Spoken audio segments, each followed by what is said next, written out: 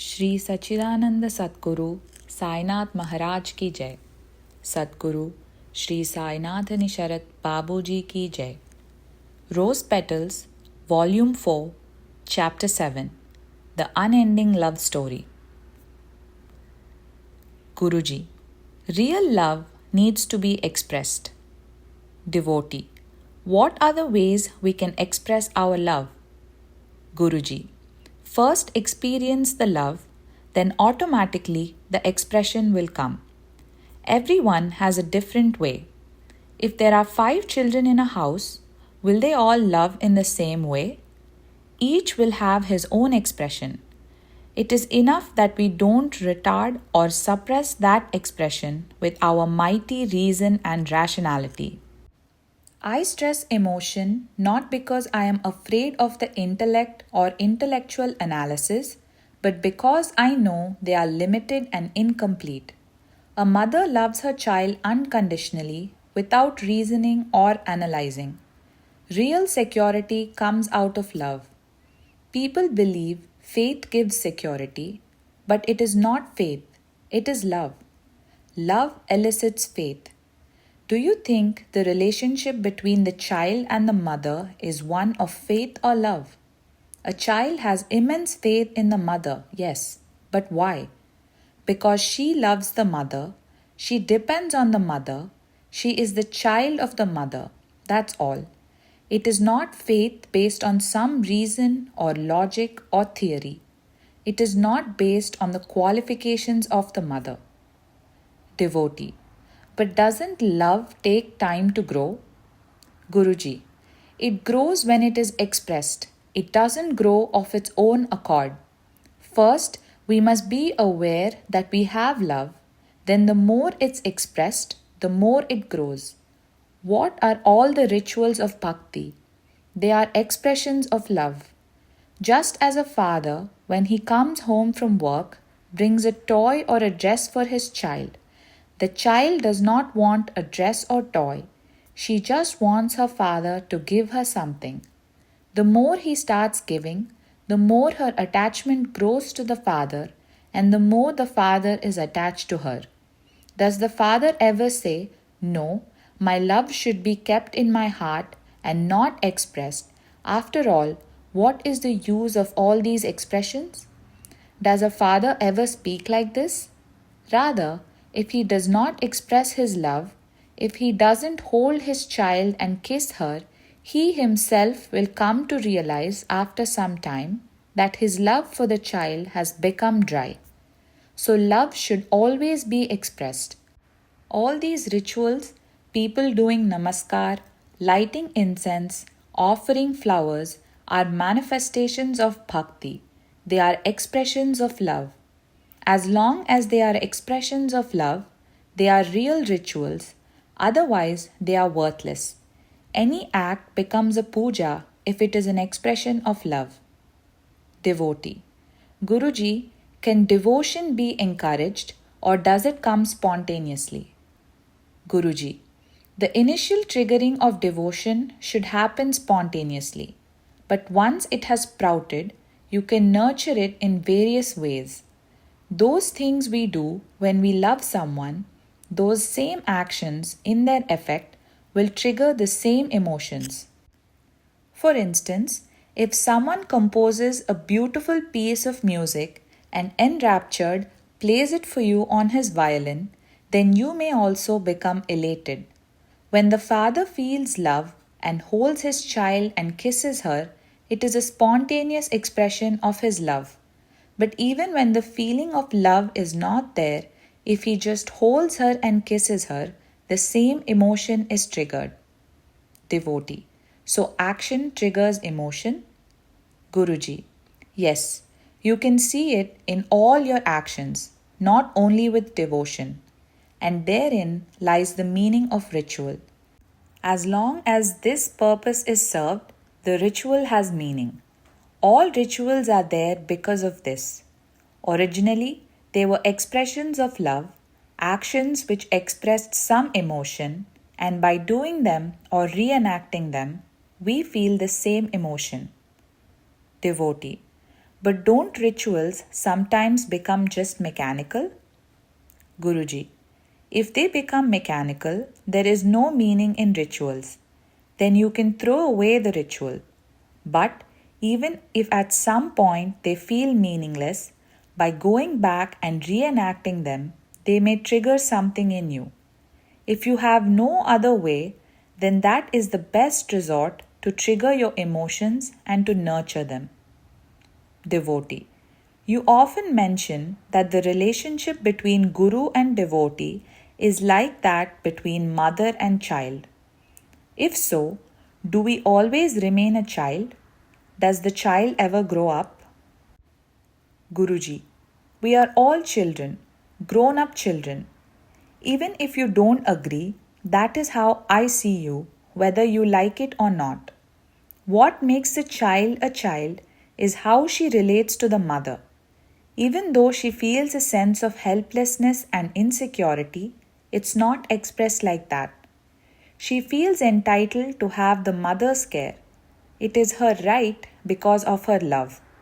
The child doesn't thank the mother for giving milk. Why should she? It is the mother's natural response.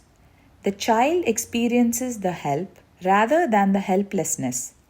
As long as the mother or father is there, she feels fully connected and carefree. Devotee. So it's okay if I demand your help? Guruji. If you feel like a child. Devotee. Guruji, sometimes when I sit with you in silence, I feel a kind of deep pain or sadness in my heart. Why is this happening to me? Guruji. It's good. Some people experience pain because they feel they are losing something. There is a sense of loss. Then pain can come. It is another kind of pain though, a sweet pain. It is painful, but we like it. That is why you come here again and again to sit with me. Why do I call it sweet? Because again we want it, and when that element of love is there, the pain doesn't seem like pain. This pain now, for instance, of sitting here late at night in the cold and you're shivering, is not painful if you have love. When a child stands on the parent's chest and bounces up and down, it can be painful, yes. But we say, oh, ow, ow, again, come on, again. We love it. So it is the love which makes the whole thing different. It is a pain with a difference, suffering with a difference, and it is longing with a difference, waiting with a difference. Devotee. Should we be doing things for God instead of for ourselves? And if we do, will our love increase? Guruji. The child does things for itself, not for the father. She plays for her own enjoyment, but she knows her toys are gifts of the father, and the more she plays and loves to play, the more she loves the parent who has given her the toys. But though she plays with the toys, the principle underlying everything is love for the one who has given the gifts. Your life, your whole life, is a gift. You may say it comes from God or nature or whatever you want to call it, but it is not the result of your own effort. That much is certain. That is why life is a gift. Play with this toy of life happily, in ecstasy, but be aware that it is a gift. That awareness will keep you as a child. The child is aware of this, but as it grows, it starts thinking independently and forgets that these gifts have been given by the parents. They are the cause and its life is the effect, but the child forgets this. The fact that its very life is a gift from the parents. Satsang is just a pretext for all of us to sit together, an opportunity to express our love. Whatever way you find to express love, just do it. That is sadhana. That is bhakti. That is yoga, seva, whatever you call it. Let's find out how to relate to our object of love, how to express our love and experience it. The more you express, the more you experience. So, expression is needed. Devotee. Sometimes, when I try to concentrate, the mind refuses to do so. Guruji. I am not against concentration, but I don't give much importance to it.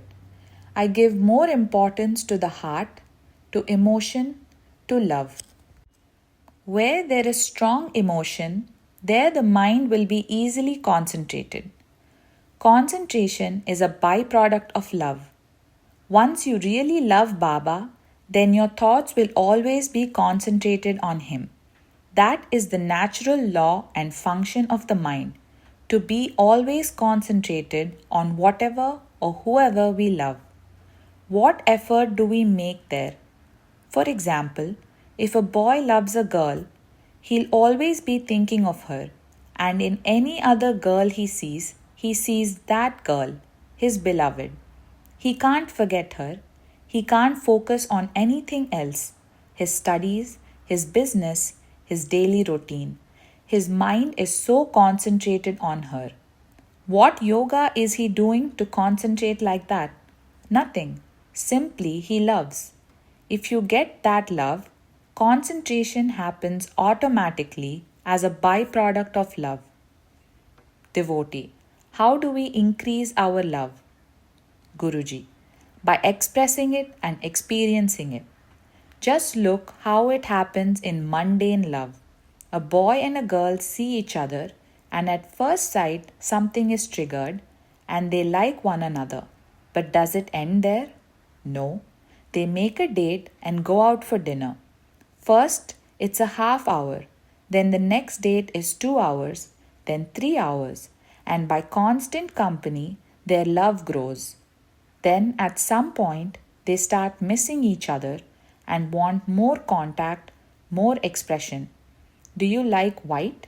Then I'll put on a white dress just to please the other, their object of love. This is how love is expressed, and by expressing it, we experience it more. It increases to such an extent that we feel, oh, I can't live without you. You are my life. I want to lose myself and be one with you. All this stuff will come. Isn't it like this in ordinary, mundane love? The same principle is there in devotional love. So, it is contact. Whenever there is constant contact, the attachment grows and the love grows. The way to keep the love that you have experienced intact, that small flickering flame of love, is contact, and that you can do in many different ways. Devotee. Sometimes I feel there is too much distance between me and my beloved. Internally, too, I want to be closer. Guruji. That is good. It is the nature of love to seek intimacy until finally it wants to become one. That is what you see in the case of Sri Ramakrishna and the mother. When he was worshipping the mother and offering flowers to her, after some time he would throw the flowers on himself. He felt the mother so much within that he couldn't find any difference between them. Spontaneously, his hand moved that way, but he wasn't worshipping himself. He was worshipping the mother. He felt her so much inside that he felt completely one with her. Devotee. Love is triggered at the beginning when we meet the Sadguru. What is the end? Guruji. From our side, it is the beginning of a very long, unending love story. The end is always to become one with Him, as I told you. What is the culmination of any love story, even in ordinary love? To experience oneness. It is the same here with the Sadguru, but in a more profound way. Devotee. So the love we experience at the beginning is different from the love at the end? Guruji. No, it's not different. It's not a practice or anything like that. Initially, the love triggered feels vague and abstract. Then it gets more and more tangible until it's so concrete it's not different from us. Whatever happens in between is the unfoldment of that experience. I don't call it growth or development, but unfoldment. When a bud unfolds, it blossoms into a flower. It's not that something is added in order to make it become a flower, or that the flower is different from the bud. It is the bud which unfolds into the flower. That is why I call it unfoldment, a blossoming. Something which is folded, hidden underneath some folds, gets slowly unfolded. That is unfoldment. We see what is already there. It only becomes clearer, more concrete, discovered. Removing the cover is discovering, isn't it? And seeing what is real underneath the folds and the covers is realizing. And liberating the real from its covers, from its folds, is liberation. Whatever you want to call it, the words all point to this. Shri Sachidananda Sadguru Sainath Maharaj ki jai. Sadguru Shri Sainathani Sharat Babuji ki jai.